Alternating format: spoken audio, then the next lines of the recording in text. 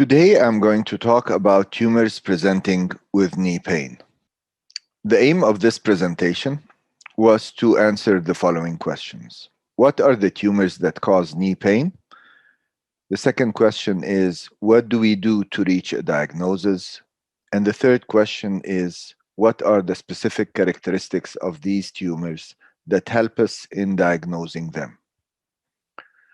So we start with the first questions. What are the tumors that present with knee pain? If we look at this algorithm, we find that there are two categories: painful tumors by nature and painless tumors. Painless tumors could present with knee pain only if they are complicated, either if they get fractured, if they're causing mechanical irritation and bursitis, or if there is a malignant transformation in them. So by nature, this group of tumors are painless, but they only cause knee pain if they're complicated.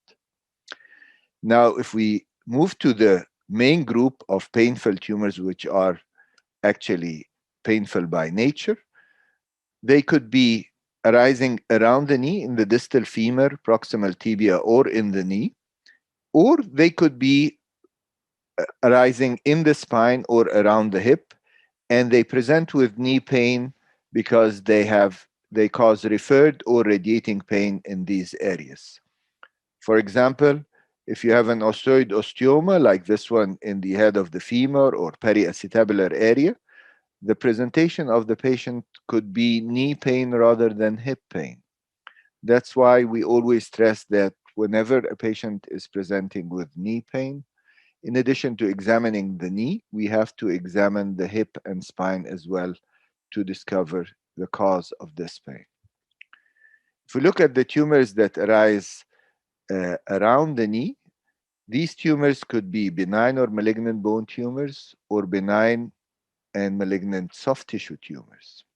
If we look at the list, benign bone tumors that cause knee pain include osseous tumors like osteoid osteoma and osteoblastoma, cartilaginous tumors like chondroblastoma, chondromyxoid fibroma, and ACTs, or benign fibrous histiocytoma, aneurysmal bone cyst, and giant cell tumor. The malignant counterpart of bone tumors include osteosarcoma, Ewing sarcoma, chondrosarcoma, fibrosarcoma, and we shouldn't forget that metastasis and myeloma, although they're more common in proximal femur, still they could occur in the distal femur and proximal tibia and cause pain. So metastasis and myeloma, as well as lymphoma, are causes of pain around the knee. The soft tissue tumors, benign soft tissue tumors that cause knee pain included pigmented villonodular synovitis, synovial chondromatosis, hemangiomas, and occasionally fibromatosis around the knee also causes pain. Malignant soft tissue tumors include synovial sarcomas around the knee and synovial chondrosarcomas. The painless tumors that cause pain only if complicated include osteochondromas and hereditary multiple exostosis, enchondromas and Olliers. These lesions are painless lesions, and they only cause pain if they are complicated. Non-ossifying fibroma and fibrous dysplasia as well, and simple bone cyst. So these are all painless lesions by nature and only cause pain if they're complicated. And the reason why this issue is important is if you have a patient who presented with a cyst that has been cracked and he tells you that this pain just appeared following trauma, it's probably a simple bone cyst that is painless and just became painful when fractured, rather than assuming that this cyst, for example, is an aneurysmal bone cyst, because aneurysmal bone cyst will be causing pain for a longer time before it's been fractured. If we move to the second question of our lecture today is, how do we reach a diagnosis? If we have a suspected bone tumor, how do we reach this diagnosis? We should be very methodical, and we always remember the rule of 7. There are 7 steps to reach a diagnosis, and we have to do it in this order. The history of present illness, the personal and past history, followed by general examination and local examination, then an X-ray, AP and lateral, an MRI, and sometimes we need laboratory investigation, especially if we're suspecting multiple myeloma or metastasis. So now we're going to analyze each one of these steps in details. Why is history taking important to reach a diagnosis? For 7 reasons. First, the onset of pain is very important, whether the pain appeared suddenly or has been gradual, for the same reason that the example that we've just given.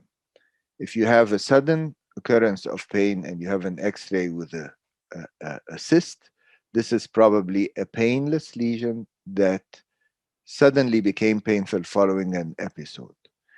But if this is an active lesion, like an aneurysmal bone cyst or a giant cell tumor, etc., the pain will have a gradual onset. The course is very important to differentiate between tumorous conditions and non-tumorous conditions. If it's a regressive pain, if somebody says he had pain and now it disappeared, most likely this is not a tumor. Tumors usually cause stationary, slowly progressive, or rapidly progressive pain. The duration of pain actually gives us a clue about the activity of the lesion, whether they're slowly growing or rapidly growing. Slowly growing cause a longer duration of pain. Rapidly growing usually have a short duration of symptoms. The effect of analgesics. Actually, one of the diagnostic criteria for osteoid osteoma is that the pain disappears completely with analgesia until the effect disappears and then the pain recurs again. So it's one of the diagnostic methods whether the pain disappears by analgesia or not.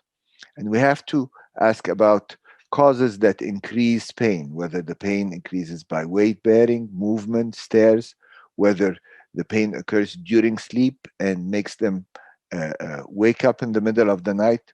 All these are criteria of bone tumors. We have to ask about associated swellings, if there is a swelling associated with the pain, yes or no, and whether the swelling appeared first and then the pain came second, like for example, osteochondroma complicated by bursitis, the swelling appears first, then the pain appears, or it's vice versa. There was pain and then followed by swelling, like in giant cell tumors, ABCs, osteosarcomas, etc. And whether the swelling has been progressively increasing in size or it appears and disappears, like in hemangiomas or in recurrent effusions. So these are all important questions that we should ask, and they will help us in reaching a proper diagnosis. We have to ask about if there are other swellings in the body, like for example in hereditary multiple exostosis or Olier's, etc. We have to ask as well about other painful areas in the body. Why is personal and past history important to reach a diagnosis? Because if we take the age, for example, we all know that age, there are certain tumors that are specific for certain age brackets. For example, if we have an epiphyseal lesion in a skeletally immature, we'll diagnose a chondroblastoma, whereas in someone aged from 20 to 40, we'll diagnose a giant cell tumor for the same epiphyseal lesion. Whereas in an older individual, our attention may focus about metastasis and myeloma.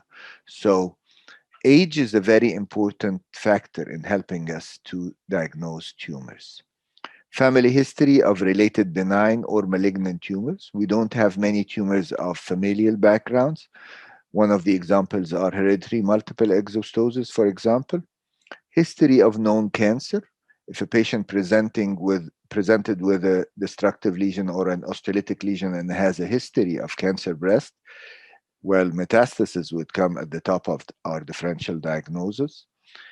Or sometimes the patient doesn't have a known history of cancer, but has history of symptoms and signs that are suggestive of cancer, like weight loss, hemoptysis, hematemesis, lumps, etc. So he might not be aware that he has a primary cancer, but he has symptoms that suggest such a thing. And we should ask about these questions to help us in diagnosing bone tumors. History of previous operations, history of previous irradiations, and history of chronic disease and medications. All these are important factors that could help us in reaching a diagnosis. The next step would be general examination. Why general examination is important? Because you have to look for other swellings in the bodies, other tender areas in the bodies, lymphadenopathies that could help us to diagnose histiocytosis or lymphomas, brown patches that are diagnostic of fibrous dysplasia or neurofibromatosis, scars of previous operations, deformities, hyperlaxity. It's very often that you see a patient coming with a lytic lesion and they don't give you the history of doing previous operations. And once you do the general examination and you find a scar, they tell you, well, this has been for years now. But this is important. We know that certain primary carcinomas are known to give metastasis years later after they've been treated from their primary cancer. And the patient doesn't always feel that it's an important piece of information to share it with the doctor. So a general examination is important. For example, this is an example of a patient presenting with a lytic lesion in the proximal humerus, and we are doubting whether this is simple bone cyst or a fibrous dysplasia. And once you see the brown patches, this will help you in diagnosing fibrous dysplasia rather than a simple bone cyst. Local examination is a very important part of our diagnostic strategy. And we always insist that the patient does not only reveal the area that is painful, they should take their clothes off. You have to examine both limbs, both knees, and you have to do a thorough examination. You have to look for the site of pain and tenderness. For example, if we look at the x-rays here, this patient has an osteoarthritis and an coincidental enchondroma in the proximal tibia. This patient would have the site of pain at the joint line. And if you don't examine the patient and the patient gives you just the x-ray, you think that his knee pain is due to this enchondroma. But if you examine him and find that the site of pain and tenderness is actually in the joint line and not below, then your diagnostic probability of an osteoarthritis is more than the pain is due to a tumor. On the other x-ray here, the patient with a giant cell tumor would have their tenderness and pain superior to the joint line. So by examining, you'll know that this area is the area of affected. It's not just the patellofemoral arthritis. So examining the site of tenderness and the site of pain will help you for proper diagnosing. You have to examine if there is a swelling present, whether it's cystic, firm, where is it located. You have to examine the range of motion. You have to see the overlying skin, if there are previous scars, if there are dilated veins. And you should never forget to examine the hip and spine whenever the patient is complaining of knee pain. You have to compare it to the contralateral knee, look for wasting, muscle wasting, which denotes a genuine origin of the pain, and never forget to allow the patient to walk and watch his gait, especially in children. Whenever they have a gait problem, you're sure that there is a real problem in this lower limb. Now we move to the imaging. How do we order an X-ray to reach a diagnosis? We have to order an X-ray of the whole bone. Even though the patient is coming with knee pain, you have to order an X-ray of the whole femur.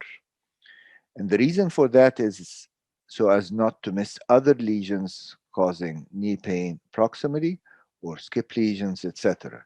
If you see on the X-ray on the right-hand side, this patient has an osteosarcoma here, but there is another lesion in the neck of the femur.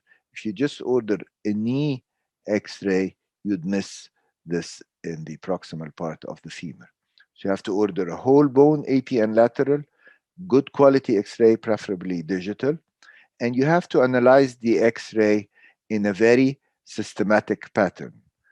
I prefer that your examination starts with one corner and moves in a circular fashion, because if you just look at the X-ray, the main issue in the X-ray will catch your eyes and you would not see other areas in the X-ray.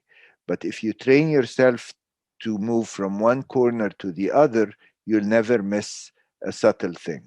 So you start with, for example, the lower left-hand corner, and you move up, and then you move to the other side, and you go down there so you don't miss anything. So check what's in the X-ray. We always ask ourselves 4 questions. Where is the lesion? Is it an epiphyseal, metaphyseal, or diaphyseal lesion? So here it's a metaphyseal lesion in the distal femur of a skeletally immature patient. And the second question is, what is the lesion doing to the bone? Is it an osteoblastic or osteolytic or a mixture of both, like in this X-ray? And the third question would be, how is the bone responding to this lesion? And by this we mean the margin, whether it's well-defined or ill-defined, and if there is any periosteal reaction that is present. And the final question is if there is anything specific about this lesion, any calcification, any fractures, anything abnormal about this lesion. So this is how we interpret X-rays. The next important imaging study is the MRI, and we have to order an MRI of the whole bone with contrast, and the MRI will help us to detect intraosseous extent, extraosseous extent, to help us know the nature of the tissue, the relationship to the neurovascular bundle, and the relationship to the knee joint. If you see this MRI of the femur, we can check the intraosseous extent from the joint line, like this, and checking it on the ruler on the right-hand side. And we can see the extraosseous extent here, and you can see the relationship to the vessels, the relationship to the joint if there is intra-articular extent, and the extraosseous extent so that we can plan our resection margins. The MRI as well will help us to know the nature of the tissues, whether it is fibrous or osseous, or cystic nature of the tumor. Laboratory investigations are only needed if we suspect myeloma or metastasis. There are no tumor markers for benign bone tumors or most of the primary bone tumors. Maybe myeloma is the only primary bone tumors that has a marker, which is the plasma protein electrophoresis. The other markers are used to detect a primary carcinoma whenever we are faced with bone metastasis. So this is not a routine investigation that we order it when we're trying to diagnose primary or malignant bone tumors. Only when we suspect metastasis or myeloma, or to exclude hyperparathyroidism. The final step in our diagnostic strategy is to do a biopsy. So, do we need to do a biopsy for every patient? The answer would be yes in most of the cases. The accurate answer would be we do a biopsy when the tumors in our differential diagnosis will be treated differently. So if you have a differential diagnosis and each one in this differential diagnosis will be treated in a different method, you have to do a biopsy. But if your differential diagnosis includes tumors that will be treated similarly, then you don't need to do a biopsy in that. It could be open or closed. We generally preferred closed biopsy, a core tissue biopsy using a true-cut needle. And it could be guided using a CT or ultrasound, or non-guided if it's a superficial lesion and you can take the core biopsy without guidance. There are 7 rules to do an open biopsy in order not to do any contamination. If you're using a tourniquet, you never use exsanguination. You have to use longitudinal and straight incision, muscle cutting and not muscle splitting. You never use bone leavers, only retractors, so as not to contaminate other compartments. You biopsy ample tissues.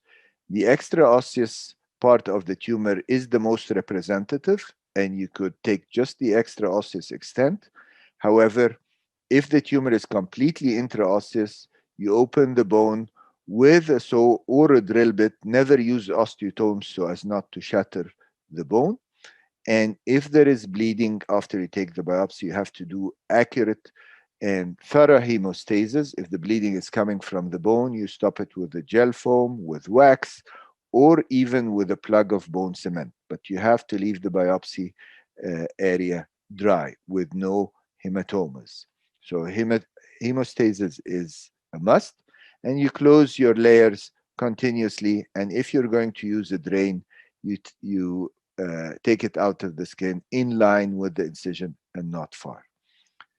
These are examples of inadequate biopsies. These biopsies we'd never like to see, like a biopsy that is passing through the knee joint, a biopsy posteriorly passing through the sciatic nerve, a drain or drain tract that is away from the incision and coming through the quadriceps tendon. These are all disastrous biopsies. So we never like to see these incisions. Now we move to the third questions. We're going to see how the different tumors in around the knee present and state the main characteristic or the main diagnostic characteristic that will help us to diagnose these tumors. So we start with osteoid osteoma. It generally occurs in children and young adults. Usually the patient presents with a long duration of symptoms, and he states that he's completely relieved by analgesia, but he has to take it daily. We never find a patient with osteoid osteoma who does not take analgesia. If he says that he has the pain and he doesn't need analgesia, probably it's not an osteoid osteoma. There's no apparent swelling, but you can see evident wasting, which denotes genuine real pain. There is tenderness that could be at the site of osteoid osteoma, not in every patient. He might have an osteoid osteoma in the hip and radiating to the knee. The osteoid osteoma could be cortical or cancellous. We just have to remember that cancellous and intra-articular osteoid osteoma do not have a surrounding reactive sclerosis. The nidus here is in the metaphyseal area in cancellous bone, causing no sclerosis. And you can see here in the axial MRI, this is another osteoid osteoma. And it's hot on bone scan. It's here in the metaphysis of the distal femur. So cancellous osteoid osteomas do not cause surrounding sclerosis. This is different in cortical osteoid osteoma that is present in the cortex here of the proximal femur and causing knee pain. Here you'd find excessive sclerosis around the osteoid osteoma. You can see the nidus in the middle and excessive sclerosis around. The nidus is less than 1 centimeter in diameter. Osteoblastoma could present in two ways. Either an osteolytic lesion here, like here in the metaphysis of the distal femur, it could be metaphyseal or even epiphyseal. And it has some bone formation which actually puts it in the differential diagnosis with an osteosarcoma. This is one type of presentation of an osteoblastoma. The other presentation is to present like osteoid osteoma, but with a bigger size. It could be like a giant osteoid osteoma here. It's more than 1 centimeter. It looks exactly like osteoid osteoma, but bigger in size.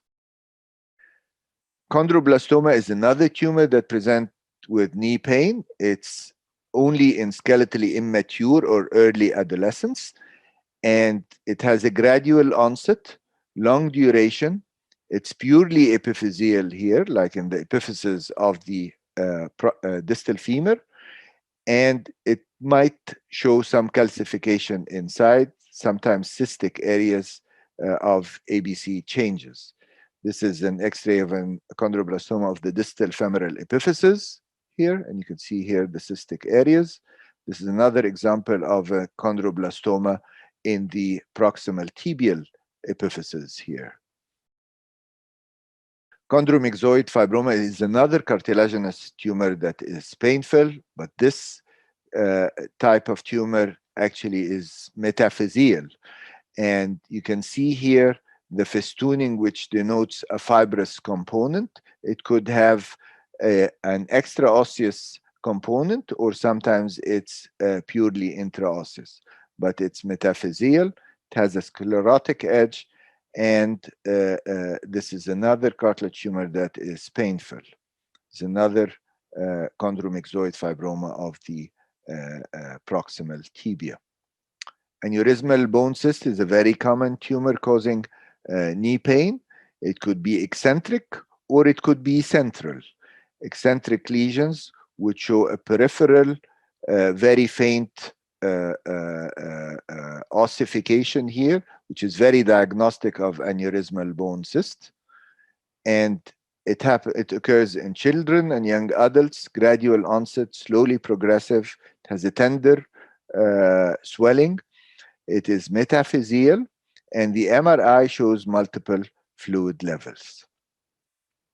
Giant cell tumor is a tumor of the adult population, commonly between 20 and 40. It has a gradual onset, progressive. Sometimes the patient with giant cell tumors in the distal femur or proximal tibia present with giving way, which could lead some surgeons to believe that they are due to ligamentous injury. They could present for the first time with a pathological fracture. They progress during pregnancy. They are purely epiphyseal, often eccentric, and they reach the subchondral bone. These are all diagnostic features in the X-ray. The MRI shows a homogeneous pattern that is has a low signal intensity in T1 and a brighter signal in T2. This is another example of a giant cell tumor that is occupying the whole distal femur, but it reaches the subchondral bone. We move to the malignant bone tumors. Osteosarcoma comes on top of the list. And we have to remember that osteosarcoma could present in different patterns. It's not the classical osteosarcoma that is metaphyseal with a Codman's triangle and a pure bone-in-bone formation. This is most of the osteosarcoma would present like this, with bone inside bone, ossification, Codman's triangle, soft tissue extent, but they might be completely intraosseous, like in this patient, or they could be partly ossified, partly lytic, and sometimes even they are purely lytic, like in telangiectatic osteosarcomas. Parosteal osteosarcoma is very famous to occur on the posterior surface of the distal femur, but it could occur in the proximal tibia and other locations. And you can see that it's purely a surface lesion. There is nothing in the medulla. It arises on the surface of the femur. It could have a very long duration of symptoms, and the patient might report years before presenting to the doctor. It's a lower grade than the osteosarcoma. Ewing sarcoma, the X-rays look moth-eaten. Ewing sarcoma usually occur in the first 2 decades of life. The X-ray shows the moth-eaten appearance, but the most characteristic feature is the huge soft tissue mass. So you find subtle changes in the bone with a huge soft tissue mass. This is very indicative of the round cell nature, specifically Ewing sarcoma. The other specific feature is when they have a huge soft tissue mass, they often cause saucerization of the bone from the outside. And this is also very diagnostic of Ewing sarcoma.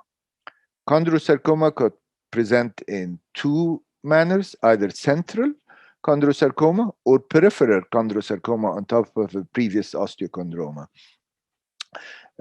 This is an example of a central chondrosarcoma to the left, and this is an example of a peripheral chondrosarcoma. And you can see here the osteochondroma.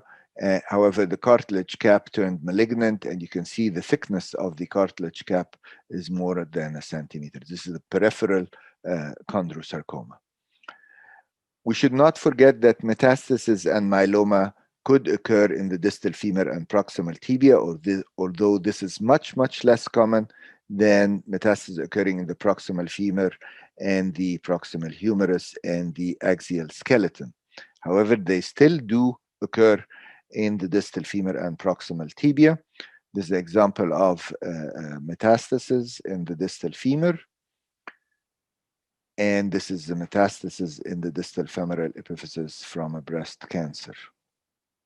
So in older individuals, you should put myeloma and metastasis in your differential diagnosis.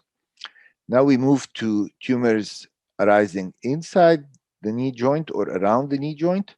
Now, this is a pigmented villonodular synovitis. It could be diffuse or localized. You can see here the diffuse pattern posteriorly and anteriorly, lobulated, low signal intensity, and you can see it's occupying the whole synovium, whereas on the other side, it is only a solitary or a localized form.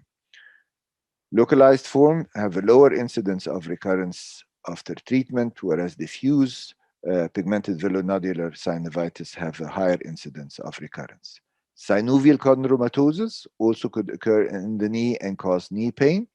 Long-standing chondromatosis synovii may show dense calcification, whereas early chondromatosis may show very faint flecks of calcification here. You can see here the extensive synovial chondromatosis, and here localized form. Hemangiomas is another cause of knee pain, and they are very characteristic in having episodes of pain and swelling.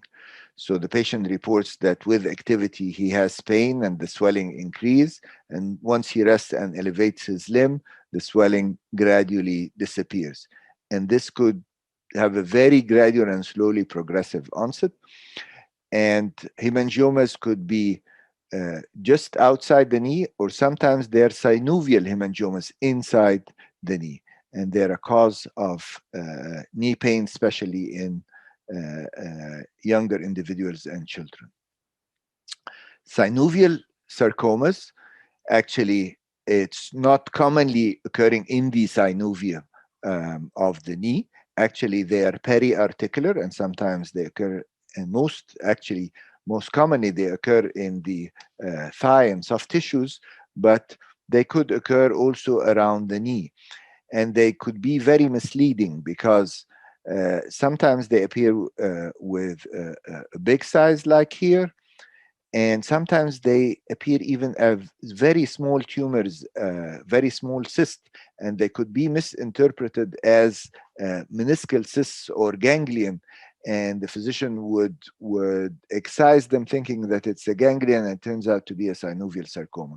So we have to be very cautious when we interpret cysts around the knee, and if we're in doubt, we should biopsy them first. This is an example of a smaller size synovial sarcoma here, and very easily could be misdiagnosed as a ganglion cyst or a meniscal cyst, like in this case. All these are synovial sarcomas, very nasty tumors. Synovial sarcoma, a little bit higher. Painless tumors that cause pain if complicated.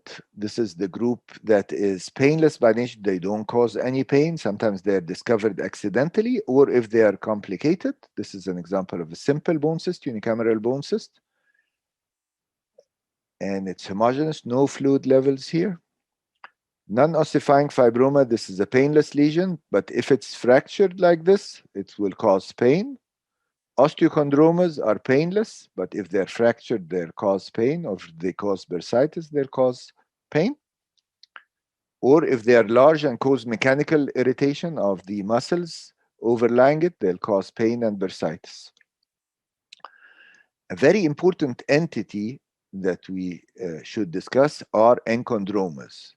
Very common that a patient with a rotator cuff problem or a knee arthritis present with an X-ray with an enchondroma, and the physician or the treating surgeon would have a hard time figuring out whether the enchondroma is the cause of the pain or not.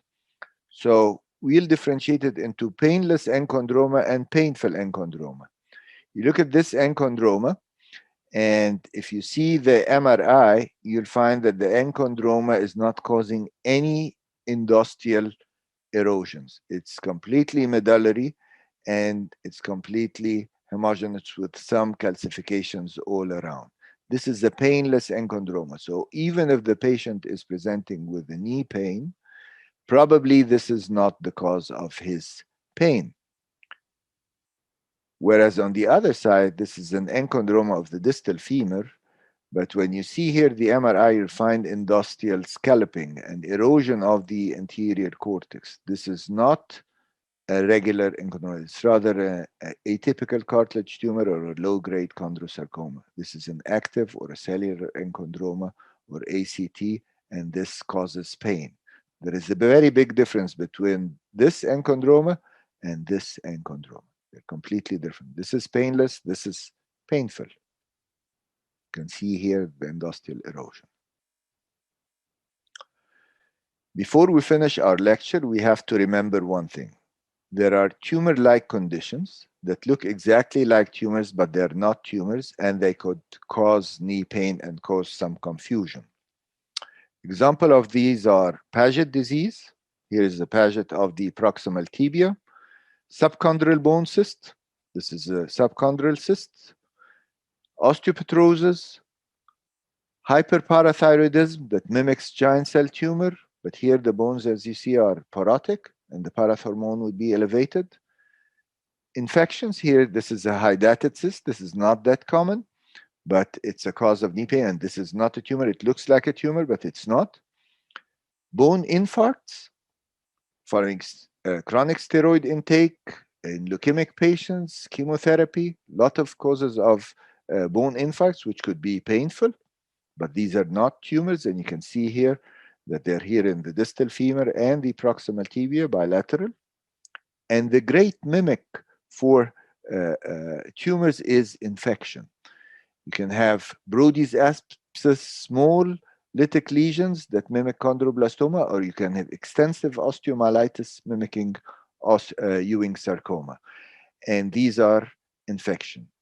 And if you are methodical in examining the patient, taking history, doing general examination, local examination, X-rays, MRI, and finally doing a biopsy, you'll not misdiagnose such lesions.